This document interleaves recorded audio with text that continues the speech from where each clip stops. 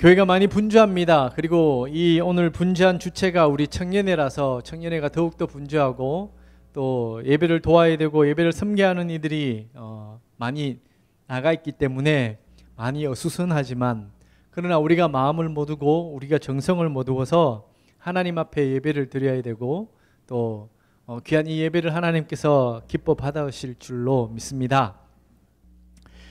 오늘 우리가 성찬을 나누었습니다. 성찬을 나누었는데, 성찬을 나눌 때마다 제가 여러분에게 하는 말 있죠. 이 포도주와 이 떡이 그저 각개의 객체가 아니라 큰 한 덩어리에서 조각이 나고 한 군데에서 나누어 담겨진 것이라고. 이 성찬을 하면서 우리는 하나의 연합됨을 우리가 기억해야 합니다. 한 떡에서 나누어서 여러 가지가 나왔듯이, 그리고 그 떡이 다시 모아지면 예수 그리스도의 거룩한 한 몸을 이룬다는 것 우리가 기억하며 이 성찬을 대해야 될 것이고요. 또 이 피가 그저 피가 아니라, 이 포도주가 그냥 포도주가 아니라 예수 그리스도의 피임을 여러분이 알아서 그 피가 얼마나 귀중한 것인지, 그 피가 얼마나 위대하고 우리를 얼마나 자유하게 하는지에 대해서 여러분이 고백하며 드셔야 되는 것이 이 포도주입니다. 여러분, 구약시대에는 율법 아래 살았습니다. 그러나 신약시대는 은혜 아래 산다라고 얘기를 하죠. 율법 아래 산다는 이야기는 그 율법 조항을 하나씩 하나씩 모두 다 지킬 때에 그 율법을 지켰다 얘기하는 것입니다. 그 가운데 단 하나라도 어기게 되면 그 율법을 지켰다라고 이야기할 수 없는 것입니다. 그래서 그는 늘 죄인이고 늘 불행한 존재가 될 수밖에 없는 것입니다. 남북이 갈려져서 북이스라엘 사람들의 이렇게 역사를 이렇게 가만히 들여다보면요, 열왕기를 들여다보면 항상 따라오는 멘트가 있습니다. 한 나라의 왕을 평가하면서 이런 멘트가 따라옵니다. 느밧의 아들 여로보암의 죄의 길에서 떠나지 아니하였다. 이 느밧의 아들 여로보암의 죄가 어떤 죄냐? 남북이 갈려지고 첫 번째 북이스라엘의 초대 왕이 바로 이 느밧의 아들 여로보암이었습니다. 그 느밧의 아들 여로보암이 남북이 갈려지고 난 다음에 이스라엘 백성들이 1년에 3차례씩 예루살렘에 올라가는 그 절기에 맞춰서 모든 백성이 예루살렘에 올라가고 나면 북이스라엘은 누가 남을까 염려가 되었던 것이죠. 그래서 북쪽에 가장 남단인 베델과 가장 북단인 단에다가 단을 세우고 거기에 금송아지를 세웠던 것입니다. 그리고 거기에 이것이 바로 너희가 바라고 너희가 예배드리는 하나님이다 라고 그렇게 하며 우상을 세워서 그 우상을 섬기게 만들었던 것이 바로 여로보암의 죄였습니다. 이 여로보암의 죄가 끝까지 흘러서 북이스라엘에 약 한 19명의 왕이 지나가는데 그 모든 사람들이 그 죄에서 벗어나지 못했다라고 그렇게 이야기합니다. 죄라는 것이 그런 것 같아요. 지난주에 제가 여러분에게 말씀드렸다시피 그 죄는 쉽게 저지를 수 있고 쉽게 범할 수 있지만은 스스로 혼자서 벗어나올 수 없는 것이 그 죄다라고 얘기했죠. 마치 이런 것입니다. 우리가 사람을 죽일 수 있고 사람을 살인할 수 있지만 그 죽인 사람, 그 살인한 사람을 다시 살려내지 못하는 것과 마찬가지다라는 것이죠. 그래서 그 죄의 무서움을 우리는 알아야 합니다. 그런데 이 땅에 우리는 율법 아래 살아가는 존재가 아니라 하나님의 은혜 안에 살아가는 존재가 됩니다. 이 땅에 예수님께서 오셔서 예수 그리스도의 그 보혈의 피를 흘리심으로 말미암아 우리에게는 모든 죄를 다 씻어주시고 또 그 죄가 일순간에 한 번만 없어지는 것이 아니라 우리 평생의 영향력을 미쳐서 그 죄가 우리를 어찌하지 못하게 만들었던 것이 바로 예수 그리스도의 그 보혈의 능력인 것입니다. 그래서 비록 우리가 살아가면서 짓는 여러 가지 많은 죄가 있지만 그 죄조차도 예수 그리스도의 보혈의 피로 덮인다면 그 모든 것이 다시 희게 된다라는 놀라운 축복을 우리에게 주셨고, 또 율법 아래는 죄인으로밖에 살 수 없지만은 은혜 아래 살아가는 존재는 의인으로 살아갈 수 있는 큰 은혜를 우리에게 주셨다라는 것입니다. 이것이 바로 예수님이 우리에게 주신 참된 자유다. 이 떡과 이 몸과 이 살과 피를 우리에게 주시면서 우리에게 주신 참된 놀라운 자유가 여기에 있다라는 것입니다. 그래서 이 성찬을 대할 때는 항상 예수 그리스도를 기억해야 될 것이며 이것이 한 조각에서 나누어 담겨졌다, 나누어 찢어졌다라는 것을 아시고 우리 청년 구덕이 그 한 조각 한 조각을 나누어 먹음으로 말미암아 우리는 거룩한 한 지체가 되고 한 공동체가 된다는 것을 여러분들이 기억하셔야 되는 것이 바로 이 성찬의 의미입니다. 혹 여러분 가운데 하나님을 만나지 못하고 말씀을 깨닫지 못하는 사람이 있습니까? 그러면 이 성찬을 대하면서 엠마오 두 제자를 여러분이 기억하셔야 됩니다. 부활하신 예수님께서 예수님께 십자가에 달려 돌아가시고 부활했다는 소식을 듣고 엠마오로 가면서 그 제자들은 부활하신 예수님에 대해서 직접 경험하지 못했던 때가 있었습니다. 그래서 길을 가다가 한 친구가 다가와서 그들과 함께 동행하며 수많은 이야기를 나누었지만은 그와 함께하던 이가 예수님인지를 그는 알지 못했다는 것이죠.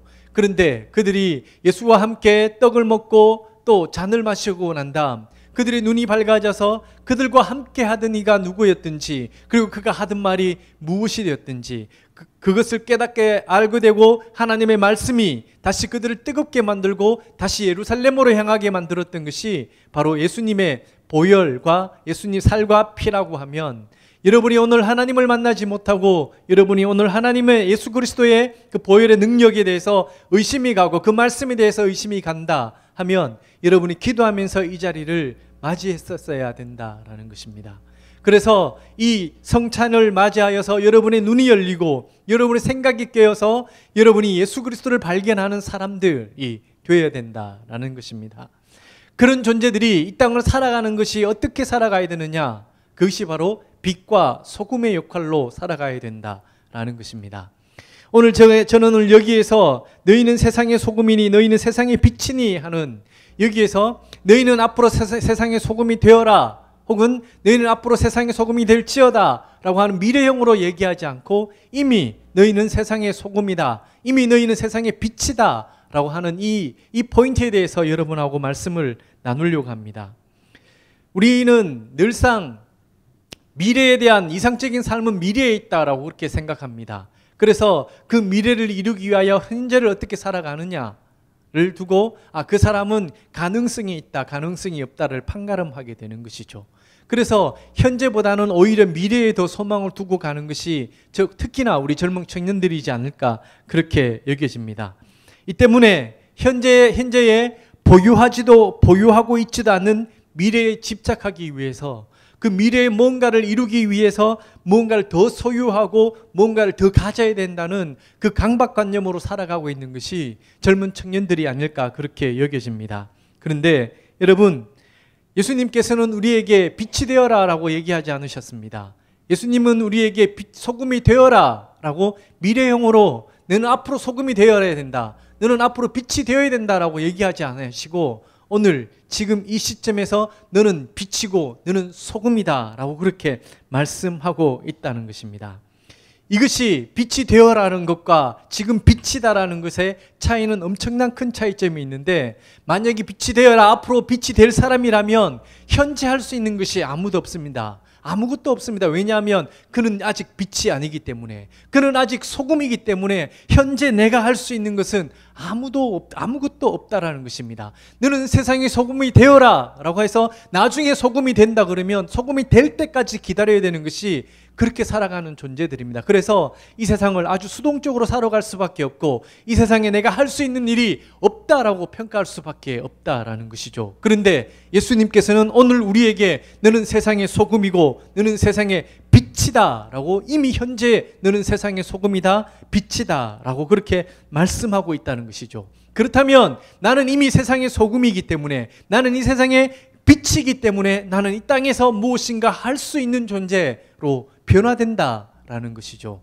당장 무엇인가 할 수 없는 것처럼 보이지만 여러분들이 잘 둘러보시면 그 빛과 소금된 역할로서 내가 할 수 있는 일이 무엇이다라는 것을 발견할 수 있다라는 것입니다. 그렇습니다. 소금과 빛, 이것은 따르게 존재하는 것이 아니라 마치 동전의 양면과 같은 것입니다. 소금은 녹아져서 그 안에 내재적인 변화를 이야기한다면 빛은 밖으로 품어져 나서 외부적인 것을 함께 얘기하는, 내면과 외면을 함께 이야기하는 것이 소금과 빛이다라고 그렇게 말씀드릴 수 있습니다. 말씀이 우리 안에 들어와 소금같이 녹아져 사라진다면 그 말씀이 단순히 하나님에 속한 말씀이 아니라 그건 이미 나의 말씀이 되는 것입니다. 그리고 그 말씀이 나에게 녹아져서 삶으로 드러나오는 것이 뭐냐 하면 빛이다라는 것이죠. 그렇습니다. 예수님은 오늘 우리에게 이렇게 도전하고 계십니다. 너는 이 세상의 소금이고 이 세상의 빛이기 때문에 지금 네가 생각하고 지금 네가 살아가고 네가 지금 살아가는 그 삶 자체가 이미 빛된 존재, 소금된 존재로서 살아가고 있다라는 것을 우리에게 말씀하고 있다는 것입니다. 내 속에 말씀이 썩지 않고 나타날 때에 하나님의 영광이 아닌 자기 영광을 나타냅니다. 만약 소금이 녹지 않고 그 음식물에 그대로 남아있다라고 생각해 보십시오. 그러면 소금과 음식물은 떨어져 있는 객체의 관계일 뿐입니다. 그래서 더 이상 소금은 소금일 수 없고 음식은 그 소금으로 인하여 짠맛을 얻을 수 없기 때문에 이도 저도 아닌 맛을 얻게 된다라는 것이죠. 그런데 그 소금이 음식물에 들어가서 녹아져 없어져야지 그 소금은 진짜 음식물과 혼연일체가 돼요.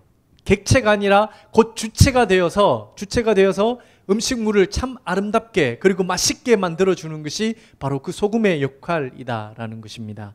여러분, 완전히 썩어져 나타나는 그 삶의 표현이 이 땅에 빛으로 살아가는 사람들이 아닐까 그렇게 보여집니다. 그저 우리가 그렇게 살아가고 나면 우리를 통하여 한 사람이 영광을 받는 것이 아니라 오늘 본문에 보면 너희의 착한 행실을 보고 하늘에 계신 아버지께 영광을 돌린다. 우리의 그 착한 행실이 어떻게 나올까요? 우리에게 무언가 착한 것이 있기 때문에 우리가 착한 행실을 할 수 있을까요? 아닙니다. 우리는 이미 소금이기 때문에 그 소금된 역할로서 우리가 그렇게 살아가면 우리를 통하여 예수 그리스도 혹은 하나님께서 영광 받으시는 그 일이 우리를 통하여 일어난다라는 것입니다.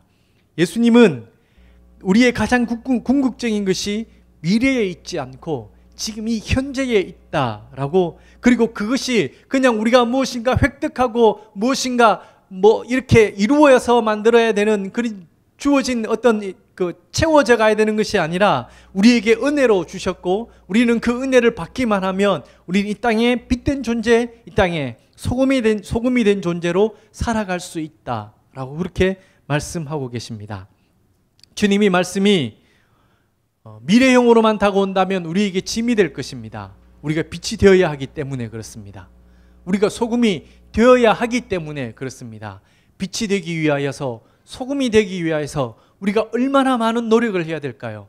무엇을 해야지 우리가 빛의 역할을 할 수 있고 무엇을 해야지 우리가 이 땅에 소금이 될 수 있을까요? 우리가 이 땅에 소금이 될 수 있는 것도 없고 우리가 이 땅에 빛으로 될 수 있는 것도 아무것도 없습니다. 그런데 이 땅에 예수님께서 오셔서 그 은혜 아래 살게 해주심으로 말미암아 우리는 빛이 될 수 있고 우리는 소금이 될 수 있다라는 것입니다. 그렇습니다. 여러분, 이 귀한 성찬을 나누시면서 이 성찬은 제가 말씀드렸죠. 보여지는 말씀이라고 말씀드렸습니다. 그리고 이 성찬의 떡과 포도주가 그냥 이대로 존재하는 것이 아니라 이것이 우리가 먹고 마심으로 말미암아 나의 자신의 몸속에 들어가서 이 떡과 포도주가 내가 되듯이 우리도 그 예수님과 함께 하여서 이 땅에 소금이 되어 이 땅에 빛이 되어 살아가야 되는 존재가 바로 우리들이다 라는 것입니다. 정신없이 달린 것 같아요. 왜냐하면 여기에 우리가 올라가야 돼서 정신없이 말씀 전했는 것 같아요. 좀 어려운 말씀이었는데 어려웠나요?